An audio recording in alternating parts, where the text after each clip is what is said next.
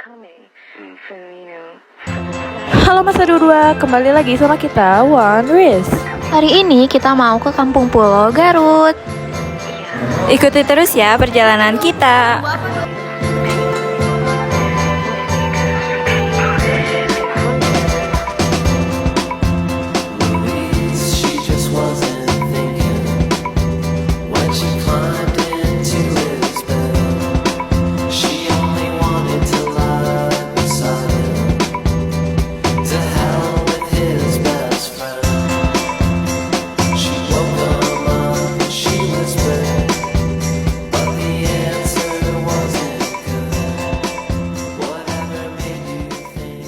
Nah, sekarang kita sudah sampai di Situ Cangkuang. Dan sekarang kita mau melewati Danau Situ Cangkuang menggunakan rakit.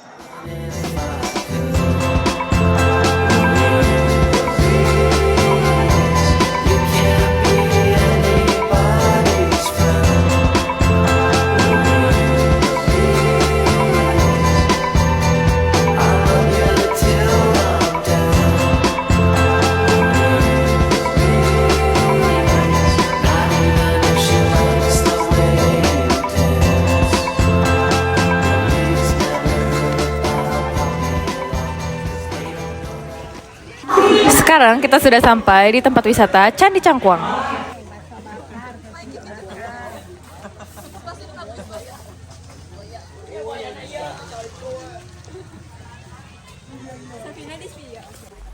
Nah, di sini kita disambut dengan oleh-oleh semacam topi, gelang, burayot, dan lain-lain.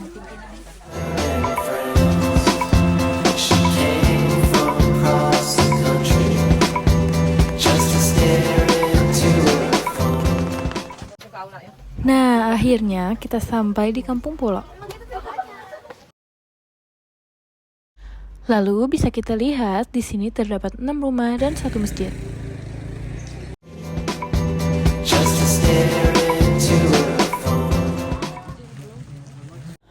Lalu di sini kita berjalan menuju Museum Situs. Di seberang Museum Situs terdapat makam Eyang Mbah Dalem Rarif Muhammad.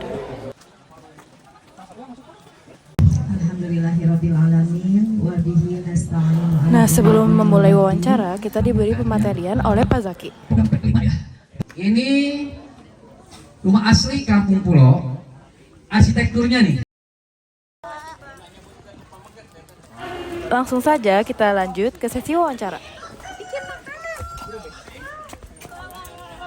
Assalamualaikum Ibu. Sebelumnya nama Ibu siapa? Oh, Ibu Yunisi. Boleh diwawancara sebentar buat Tentang burayot ya. aku ada beberapa pertanyaan. Kan ini makanan tradisional dari Kampung Pulo ini, burayot ya. Nah, bagaimana sih cara pembuatan serta teknik yang digunakan untuk membuat makanan burayot ini? Awas sampai panas. Ini bahan bakunya ini ya, bahan dasarnya. Ini dari tepung beras. Ini sama pakai gula aren. Kalau ibu lupa nggak dihabisin buat aroma pewanginya pakai paneli. Dari 1 liter itu 2 bungkus paneli. Kalau aroma pewanginya. Jadi ini gula ini dihalusin dulu, langsung diaduk. Sudah rata, langsung dimasukin ininya, tepung berasnya. Berarti cuma 3 bahan doang. 3 bahan ya. 3 bahan. Nah, kalau di sini itu rata-rata semua penduduk Kampung Pulo bikin burayot. Sebagian ya, sebagian. Enggak. Ini Ibu ngebuatnya ini buat dimakan sehari-hari atau buat mata pencahariannya ini jual? mah buat mata pencarian boleh, tapi kadang kalau ada buat praktek, kalau buat praktek anak sekolah buat pelajaran gitu. Kenapa sih rata-rata menurut Ibu kenapa banyak pengunjung yang banyak mengincar makanan burayot ini? Ya, ini penasaran soalnya kan ciri khas Kampung Pulo Cangkuang. Ya, terima kasih ya. Ya, terima kasih ya banyak ya Bu. Oke Ibu, izin dulu ya. Nah, sebelumnya kami dari kelompok makanan khas Kampung Pulo mau mewawancara Ibu sebagai yang selalu membuat burayot di sini. Nah, jadi pertanyaannya itu apakah burayot itu sering banget dihidangkan di acara-acara penting di kampung ini? Pasti ini nih burayot yang selalu dihidangkan kalau ada acara, kalau ada yang mau praktek-praktek ini sejarahnya ini. Pokoknya ini kan benar-benar ciri khas kampung Cangkuang. Bisa nggak kayak kalau misalkan bikin burayot tuh kan ada bahan-bahan tertentunya. Bisa nggak itu tuh bahannya tuh diganti gitu? Kira-kira bakalan jadi apa enggak? Enggak nih, nggak bisa diganti sama bahan lain ini. Justru ini harus benar-benar nih kayak tepung berasnya, kayak gula arennya, benar-benar harus sesuai takaran gitu nih.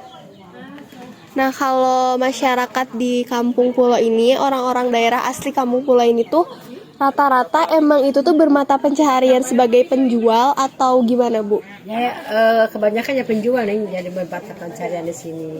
Tapi ada juga buat gimana kalau ada tamu-tamu gitu ya nih buat nyiapin tamu gitu. Oke, mungkin cukup Buat hajatan juga. Oke, mungkin cukup sekian ya Bu. Makasih banyak ya Ibu. Maaf gak. Halo semuanya, kembali lagi dengan Medina. Di sini saya sedang bersama Bapak Jaki Munawar. dengan Jaki Munawar. Pak, maaf sebelumnya boleh diwawancara sebentar. Boleh. Apa yang menjadi sejarah asal usul kampung Burayot, Pak? Burayot itu merupakan makanan tradisional khas Cangkuang dan sekitarnya. Dan alhamdulillah kue burayot itu sekarang udah mendapatkan sertifikat dari Kemenkumham.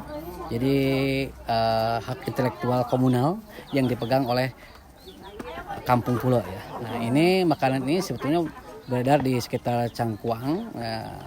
Makanan yang terbuat dari beras ya. Ada bahan-bahannya, ada beras, ada kalau mau air atau pakai santan, ada gula merah, ada gula putih, ada paneli, ada minyak.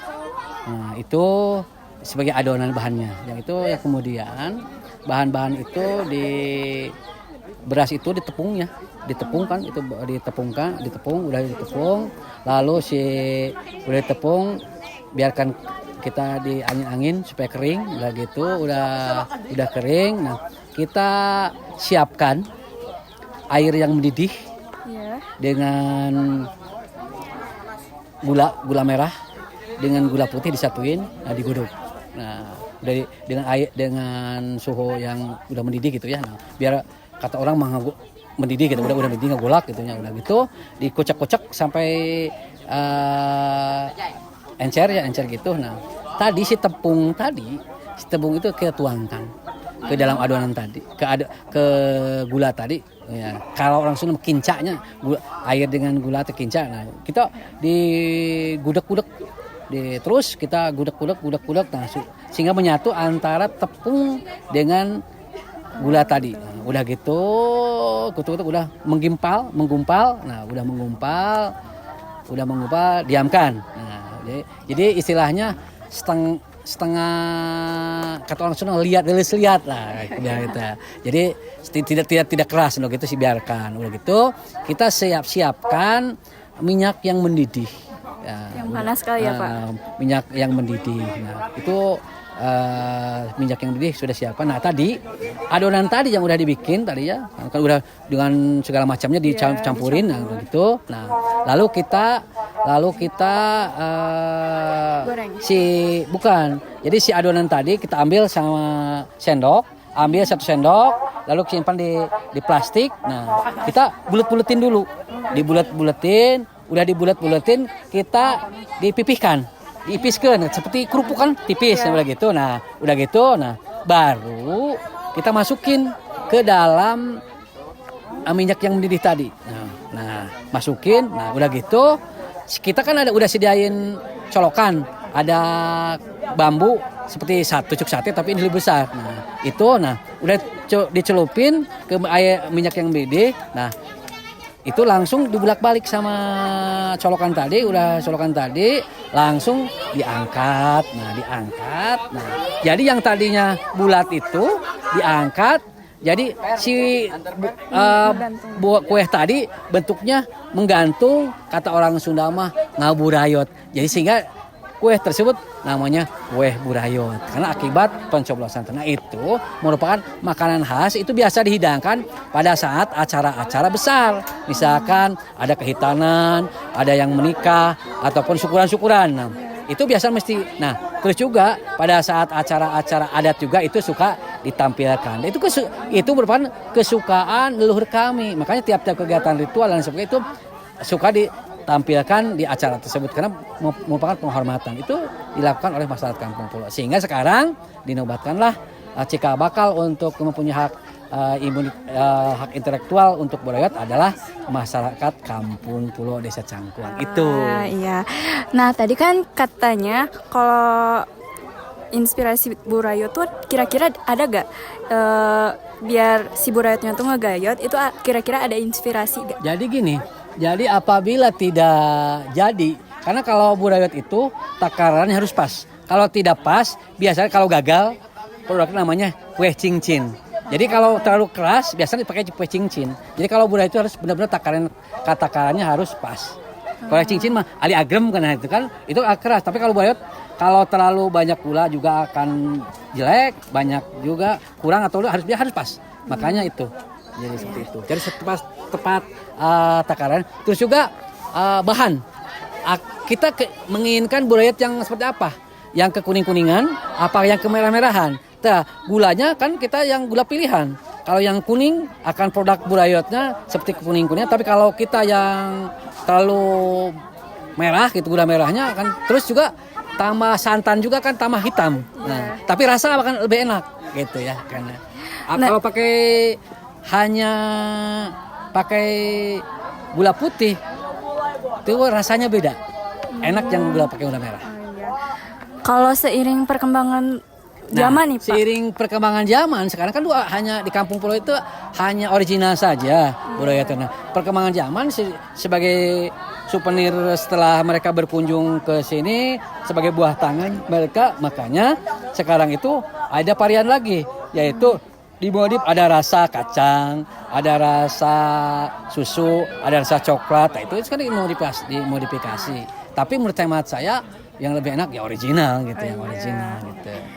Pertanyaan terakhir nih Pak, kalau peran kuliner tradisional dalam mempromosikan pariwisata lokal di Kampung Pulo gimana Pak? Peran kuliner tradisional itu sangat bagus, apalagi sekarang dengan adanya promosi dari pemerintah ya, sangat itu dari Dinas Pariwisata dan Kebudayaan di Kabupaten Garut mengadakan event dengan media televisi. Nah itu sangat bagus, yaitu waktu itu pernah di RCTI dan Indosiar. Itu ada waktu ulang tahun Garut, mereka ada kulinernya makanan khas Garut gitu. Jadi ada makanan pembuka.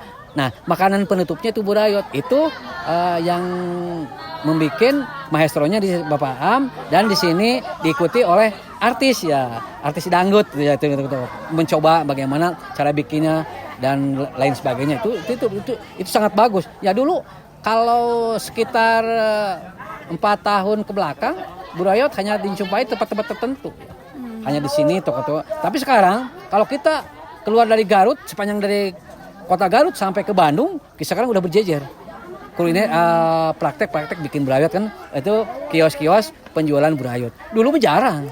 Hanya home industri saja. Sekarang udah di jalan-jalan sekarang. Itu akibat dari promosi. Jadi burayot itu udah terkenal ya Pak di mana-mana. Sekarang udah Indonesia gitu. Makanya di daerah yang lain ada juga namanya bukan burayot. Di daerah Jawa itu namanya kue cucur, kanyut kejepit kalau nggak salah. Itu tapi di sini kan tadi ada istilahnya kenapa dikatakan burayot karena tadi saat ditusuk nggak burayot menggantung itu namanya kue burayot itu. Terima kasih ya Pak sudah mau ingin wawancara. Ya, sama-sama. Maaf mengganggu waktunya. Sama-sama. Terima kasih. Sama-sama. Jadi kita dari kelompok yang ngebahas tentang makanan burayot. Ya. Nah mau nanya, kisaran harga burayot di tempat-tempat yang kayak gini tuh berapa kira-kira Ibu? Yang kecil ada yang 10, yang agak gedenya 20 harganya, ya. Pernah nggak Bu kayak apa ada sesuatu kejadian yang bikin burayot ini tuh berubah harganya? Ya kalau di jalan-jalan ada, kalau di sini mah harga standar iya. 10, 20 gitu 20, ya. iya. Baik, makasih Ibu, makasih ya Ibu. Iya, sama-sama. Iya. Nah, sekian video kegiatan kami selama di Kampung Pulo. Kurang lebihnya mohon maaf. Sekian dari kami. Wassalamualaikum warahmatullahi wabarakatuh. Bye bye. She just was